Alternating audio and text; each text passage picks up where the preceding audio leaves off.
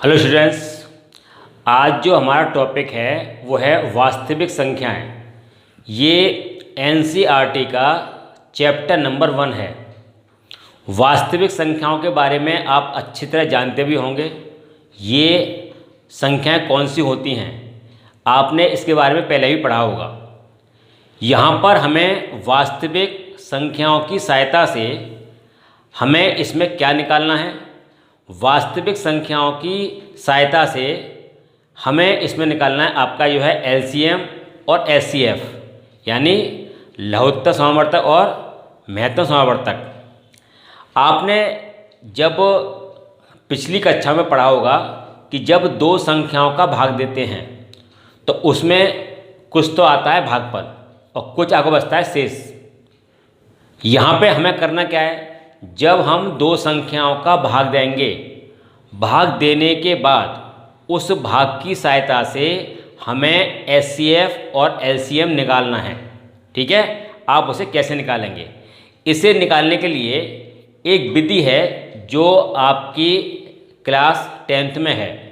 वो विधि कौन सी है? वो विधि आपकी है यूक्लिड विभाजन परिमेयिका। यानी जब आप दो संख्याओं का भाग देंगे, उस भाग की सहायता से हमें एचसीएफ और एलसीएम निकालना है। यहाँ पर इसकी जगह एक शब्द और आता है। अगर मैं ये ले लूँ यूक्लिड विभाजन या फिर एल्गोरिथमिक। एल्गोरिथम का मतलब ये होता है कि जो आपने भाग दिया हुआ है, जो आपका भागफल आया है, ठीक है, उसकी सहायता से हमें एचसीएफ निकालना है। ये हमारा होता है एल्गोरिथम मतलब। ठीक, जैसे आपको इसमें दिया हुआ है दो धनात्मक पूर्णांक ए और बी। पहली बात तो ये है कि जब आप जो दो संख्याओं का भाग करेंगे वो संख्या होनी चाहिए धनात्मक। ठीक है, हमने उनको यहाँ पर ए और बी मान लिया है। ऐसी अद्वितीय पूर्ण संख्या है क्यू, यानी क्यू में जब आप ए और बी दो संख्याएं लेंगे, उनमें से भाग करेंगे तो जो आपका भागफल आएगा उससे हमने ले लिया है क्यू। आर मेरा यहाँ पर क्या है, शेषफल मीन्स रिमाइंडर। ठीक, अगर मैं इसको अगर ए बराबर बी प्लस के क्यू प्लस के आर, यहाँ पर ए क्या है, जिस संख्या में मुझे भाग देना है वो मेरा ए होगा, जिसका भाग देना है वो मेरा बी होगा, और क्यू क्या होगा, मेरा भागफल, और आर मेरा क्या है, शेष। ठीक, इसमें आर का जो मान होगा वो 0 के बराबर या 0 से बड़ा लेकिन बी से छोटा। यहाँ पे हम इसको मतलब ये समझ लीजिए कि मेरे पास भागफल में ये मेरे पास ए है, ये मेरे पास बी है, और मुझे मिला भागफल क्यू। मैंने इसे हल करने के बाद जो शेष आया वो मेरा हुआ आर। इससे पहले वाली वीडियो में मैंने आपको यही बताया था कि जब आप भाग देते हैं तो ये संख्या किसके बराबर आती हैं। ये ए जो है यानी ए बराबर आता है आपका बी गुणा क्यू प्लस के शेषफल मीन्स रिमाइंडर। इस चीज़ को मैंने यहाँ लिख दिया है, यानी ये जो आपका ए बराबर बी क्यू प्लस के आर है, ये क्या है, यूक्लिड विभाजन।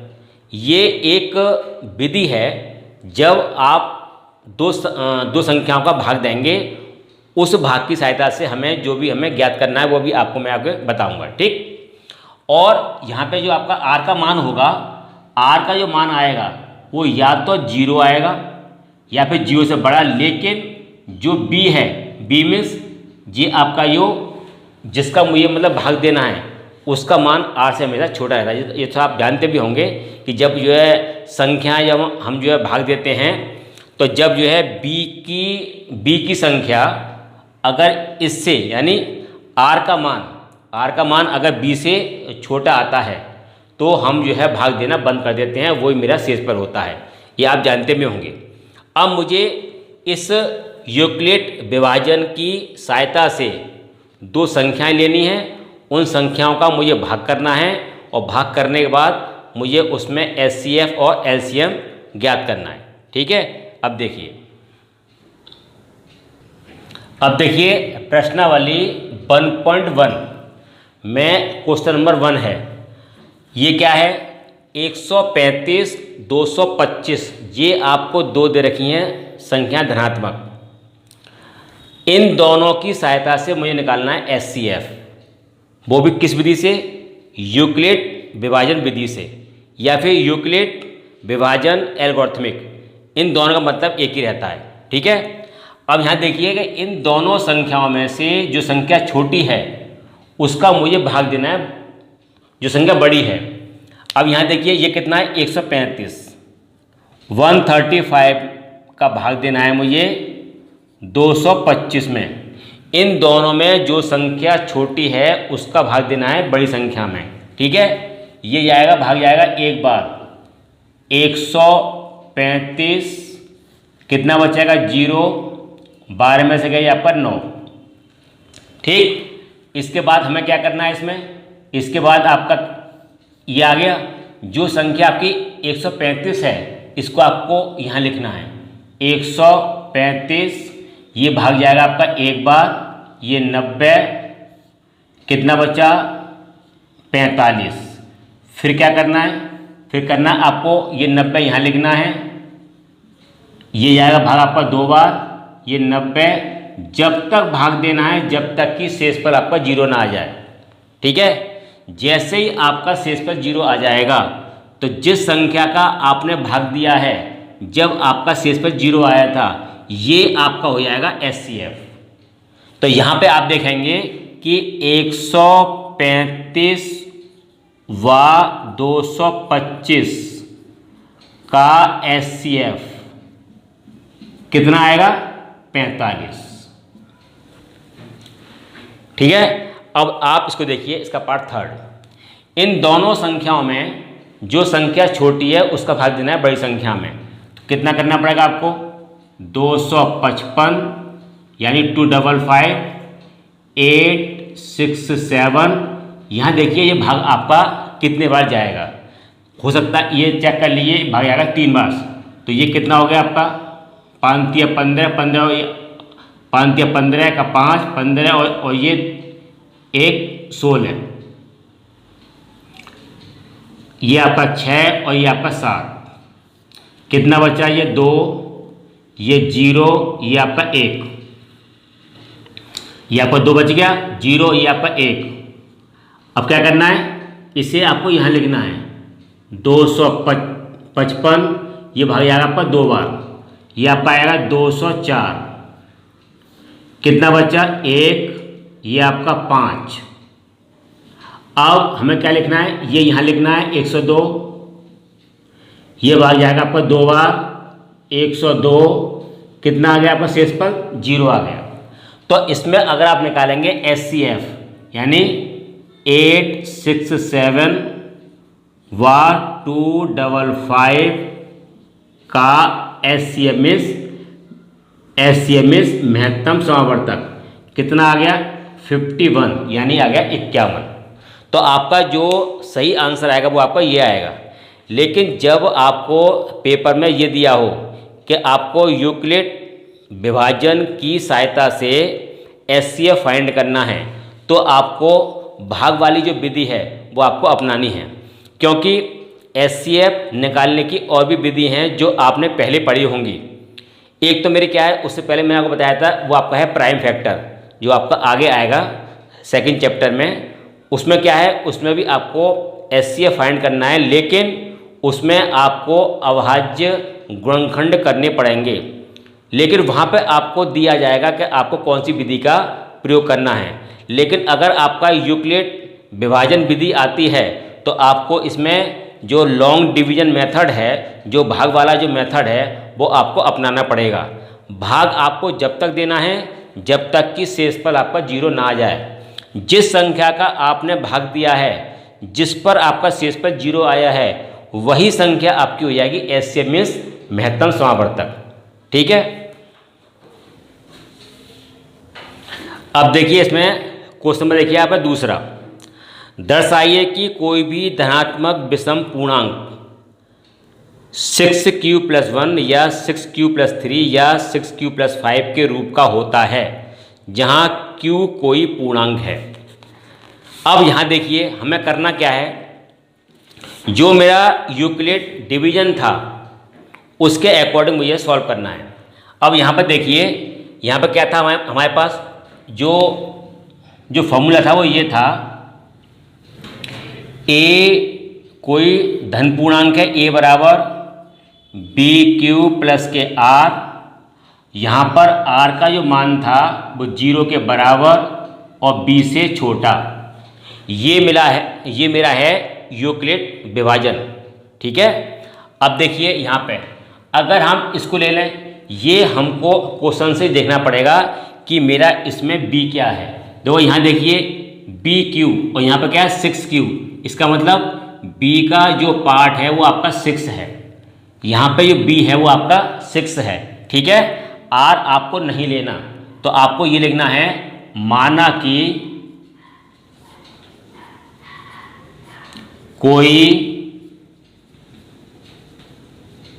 धन पूर्णांक a है, क्योंकि वो मुझे पता नहीं है जिसमें मुझे भाग देना है, लेकिन मुझे उसका b पता है, तो ये आपको लेना पड़ेगा a बराबर 6q+r। यहाँ पर r कितना होगा, 0 से बड़ा या 0 के बराबर, और b कितना है आपका, ये है यहाँ पर b का मतलब है 6, यहाँ पे b कितना है 6। अब यहाँ देखिए कि यहाँ पे a बराबर 6q+r, यहाँ पर आप देखेंगे r का मान कितना है, 0 से लेकर 6 से छोटा यानी 5 तक। तो यहाँ पे आपका आ गया r बराबर 0, 1, 2, 3, 4 और ये 5 तक।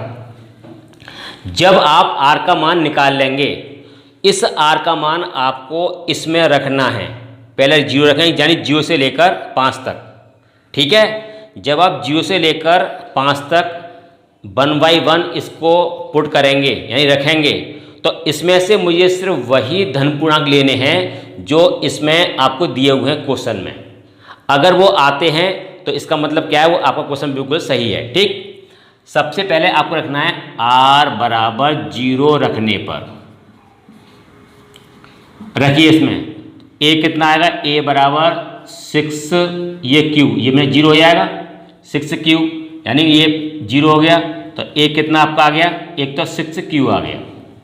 ठीक है। फिर रखेंगे आप r बराबर 1 रखने पर, 0 से लेकर आपको 5 तक रखने हैं, कितना आपका आ गया, a बराबर 6q+1 इसमें रखना है। फिर आपको रखना है r बराबर 2 रखने पर, कितना आ गया, a बराबर 6q+2। फिर r बराबर 3 रखने पर। ठीक है। अब यहाँ पर कितना आपका आ गया, r बराबर यानी a आपका आ गया 6q+3, r बराबर 4 रखने पर, तो ये आ गया a बराबर 6q+4, r बराबर 5 रखने पर, a बराबर 6q+5। अब इसमें केवल आपको कौन से लेने हैं, विषम पूर्णांक कौन से हैं आपके इसमें, विषम मीन्स जो 2 से डिवाइड नहीं हो रहे हैं, भाग नहीं आ रहा।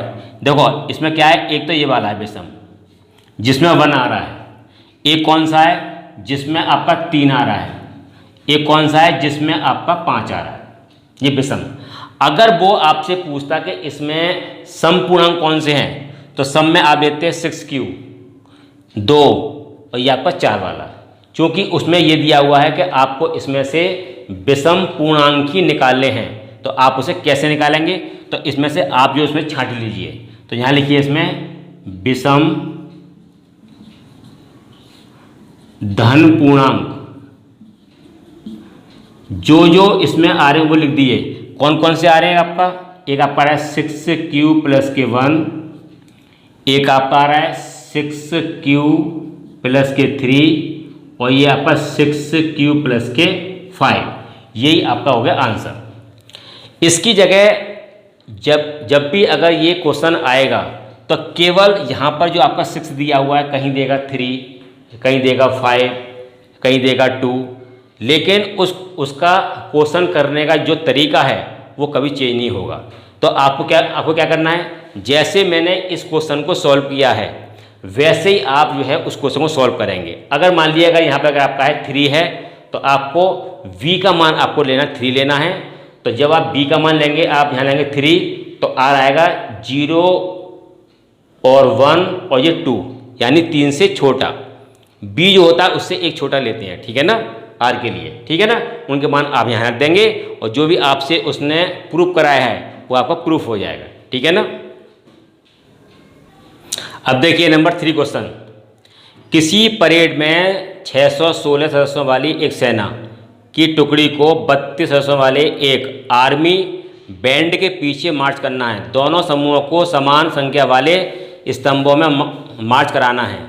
उन स्तंभों की अधिकतम संख्या क्या होगी जिसमें वे मार्च कर सकते हैं। ये क्वेश्चन नंबर आपका 3 है। हमें करना क्या है, जब भी कभी क्वेश्चन ऐसा आता है कि अगर आपको दो संख्याएं, मैं मान लो एक छोटा आपको देता हूँ एग्जाम्पल। मान लीजिए 2 घंटी हैं, एक बजती है 6 बजे, एक बजती है 9 बजे। अगर मैं ये बोलूँ कि वो दोनों घंटियाँ कब बजेंगी एक समान, ठीक है, तो हमें इसका निकालना पड़ता है SCF। या आप ये मान लीजिए कि अगर आपके पास रो और कॉलम हैं, रो और कॉलम हैं, और मैं ये बोलूँ कि जितने कॉलम हैं उतने ही रो हैं, तो आपको नंबर ऑफ कॉलम या नंबर ऑफ रो कितने होंगे, तो आपको निकालना है इसका SCF। इस टाइप के क्वेश्चन की लैंग्वेज चाहे कुछ भी हो, उसमें हमेशा SCF ही ज्ञात करना पड़ता है। इसमें मुझे ये पूछा है स्तंभों की अधिकतम संख्या कितनी होगी, तो इसमें क्या करना है 616 और 32 का आपको निकालना है SCF। चाहे आप किसी विधि से निकालें, लेकिन जो आपकी प्रश्नावली है उसमें यूक्लिड डिवीजन है, आप चाहें तो उससे भी निकाल सकते हैं। अब यहाँ देखिए, अगर मैं इसको अगर इस टाइप से करूँ, मेरे पास दो संख्या हैं 616 और 32। इसमें से 32 का भाग देना है मुझे 616 में। क्या बार जाएगा ये, एक बार। 32 एकम 32 यानी 11 में से 9, यहाँ बचेंगे आपके 2, ये आपका 6। अब देखिए इसमें ये भाग क्या बार जाएगा, ये 9 बार चेक कर लीजिए इसे। 9 दूनी 18 और 9 तिया 27 और 1 28, 9 दूनी 18 का 8 और ये 27 और 28, कितना बचेगा इसमें आपका 16 में से ये 8 बचा। फिर यहाँ पे आपका आ गया 32, 8 चौक 32, आपका जो शेष पर 0 आ गया। अब यहाँ पे आज हम बोल रहे हैं कि स्तंभों की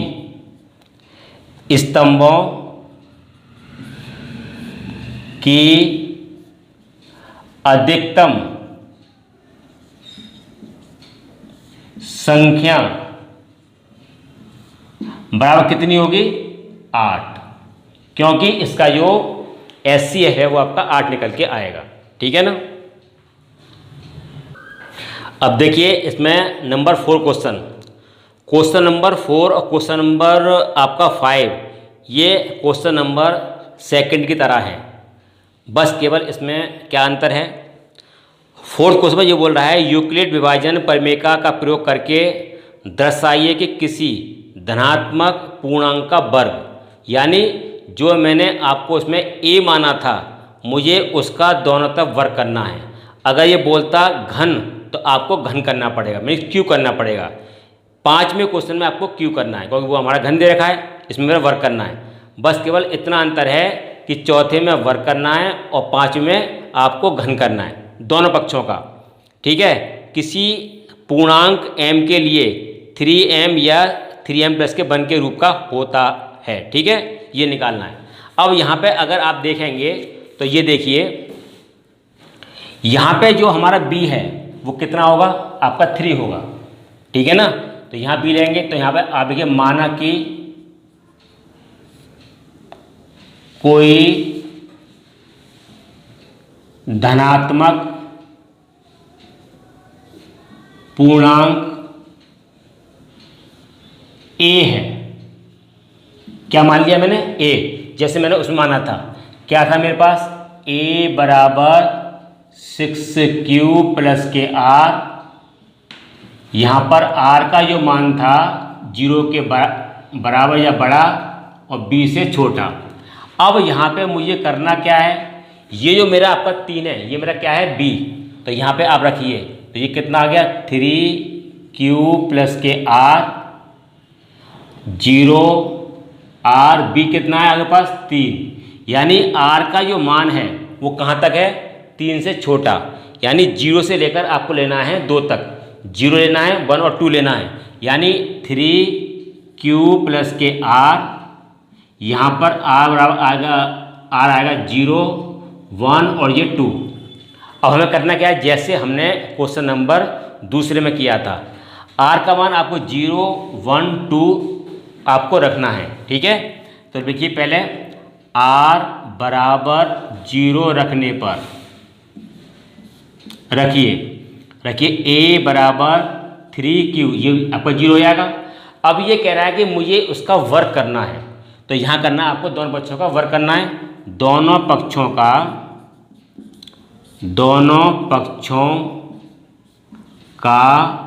वर्ग करने पर, अगर बोलता घन करना है तो घन करना है। ठीक, 5वें क्वेश्चन में आपको घन करना है, राइट। अब यहाँ देखिए इसमें, तो ये आपका आएगा a स्क्वायर 3q का वर्ग, ये हो जाएगा a स्क्वायर, ये 9q स्क्वायर, a स्क्वायर बराबर, मुझे 3m के रूप में लिखना है।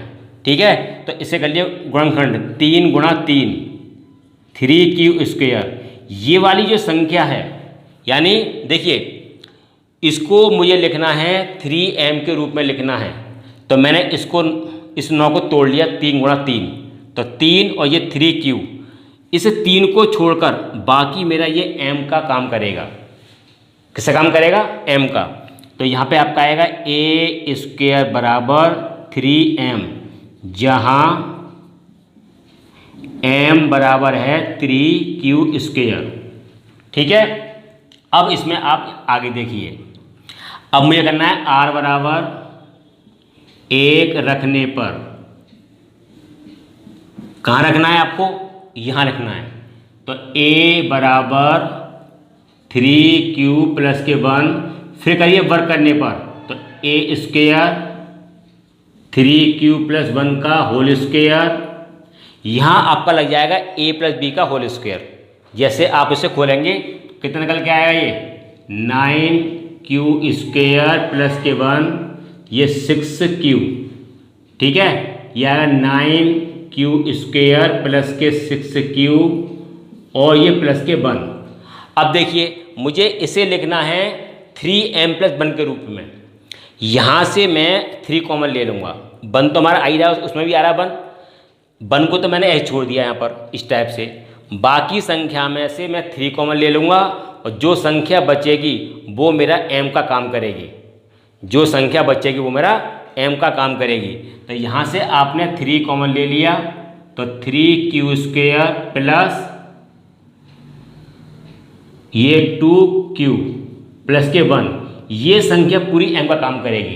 तो ये कितना निकल के आ गया, 3m प्लस के 1, जहाँ